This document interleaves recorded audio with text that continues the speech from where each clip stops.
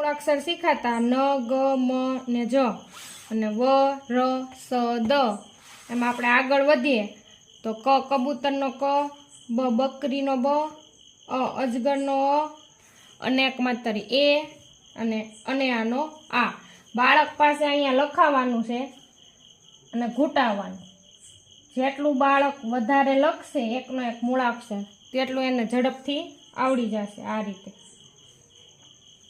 અને પેન્સિલથી અને પાટીમાં લખાવું, પેન્સિલથી બુકમાં લખાવું અને પાટીમાં અક્ષર ઘૂંટાવા.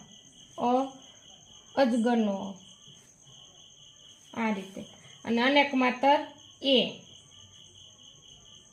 આ એક માત્રા છે એની બાળકને ઓળખ કરાવીને. અ છે એ સ્વર છે અને આનો આ.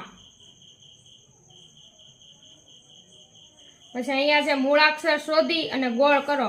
બાળકને આ મૂળાક્ષર આવડી જાય પછી એને કહેવાનું કે ક ક્યાં છે, તો અહીંયા શબ્દ છે ક પ, એમાંથી ક, અહીંયા કલમ, કટ અને આ કસરત.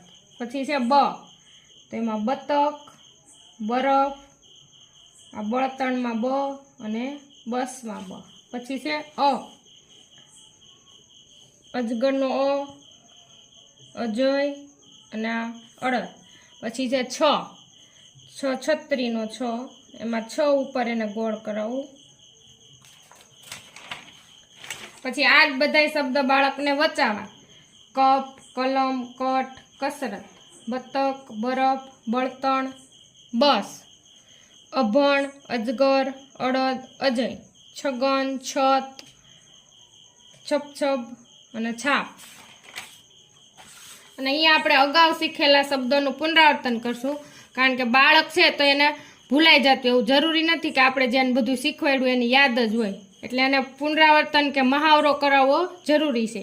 તો અહીંયા આપણે ફરીથી એવા શબ્દો મૂળાક્ષર જોઈ લઈએ તો ગ ગણપતિનો ગ, ન નગારાનો ન, મ મરચાનો મ, જ જમરૂખનો જ, વ વહાણનો વ, ર રમકડાનો ર, સ સસલાનો સ અને દડાનો દ.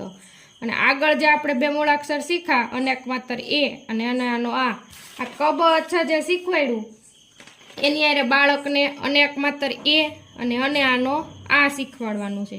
એરણ, એકતા અને એકનાથ. આમાં એ ઉપર બાળક પાસે ગોળ કરાવો. અહીંયા આ અને આનો આ. Thank you.